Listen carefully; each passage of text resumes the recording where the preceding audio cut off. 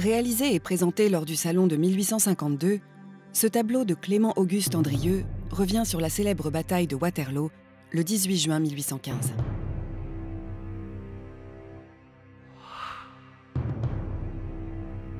Quelques mois auparavant, Napoléon, exilé à l'île d'Elbe, revient en France et débarque à Golfe-Juan le 1er mars 1815. Il parvient à reconquérir son trône après une marche à travers la France qui s'achève triomphalement à Paris. Aussitôt, les puissances européennes, dont l'Angleterre, la Prusse, l'Autriche, relancent la guerre contre l'empereur. De son côté, Napoléon rassemble une nouvelle armée et gagne la Belgique.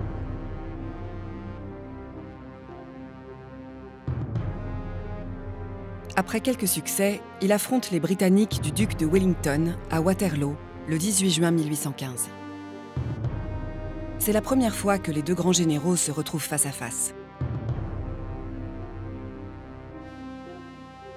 Reprenant sa tactique habituelle, Napoléon confie une partie des troupes au maréchal Grouchy, afin d'empêcher le maréchal prussien Blücher de rallier le champ de bataille. Mais Grouchy ne rallie pas le lieu du combat comme il l'aurait dû pour prendre les Anglais en tenaille. Ce sont les Prussiens qui arrivent sur la droite française. La jeune garde fit des prouesses pour les contenir pendant que le maréchal Ney cherchait à percer les lignes anglaises au centre. Napoléon envoie sa vieille garde dans un suprême sursaut. Mais Blücher et Wellington font leur jonction. La bataille est perdue. Avec elle s'envole l'espoir d'une restauration impériale durable. Paradoxalement, la bataille de Waterloo est passée dans l'histoire comme l'un des plus beaux faits d'armes de l'armée française. Elle est toujours citée parmi les batailles napoléoniennes aux côtés d'Austerlitz ou d'Iéna. Les créateurs de la légende se sont en effet vite emparés de cette défaite comme pour laver l'affront fait à l'empereur et en faire une sorte de prouesse victorieuse. Dans ce tableau réalisé 37 ans après la bataille, le peintre Clément-Auguste Andrieux peint les héroïques soldats de Waterloo. Il décrit l'attaque des 3000 cuirassiers du général Milhaud contre les carrés anglais. Les cavaliers sortant des fumées de la bataille s'inspirent des lithographies de l'époque. Si cette attaque est un moment héroïque souvent célébré, elle ne met pas l'empereur en valeur, ni même le maréchal Ney. Napoléon III refusa d'acheter l'œuvre. Il voulait que son oncle fût glorifié et non pas supplanté par son armée.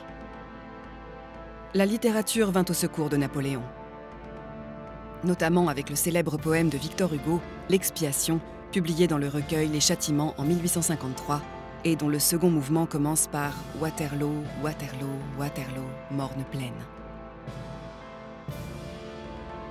Dans Les Misérables, un vaste passage épique célèbre en particulier le chemin creux d'Ohain que devaient franchir les cuirassiers de Ney et de Milhaud. D'autres peintres s'emparent aussi du sujet, surtout à la fin du XIXe siècle, sous la Troisième République, quand l'esprit revanchard se fit jour après la défaite de 1870 et qu'il fallait célébrer les grands aînés de la France. Là encore, Waterloo fut glorifié à l'égal des plus grandes victoires.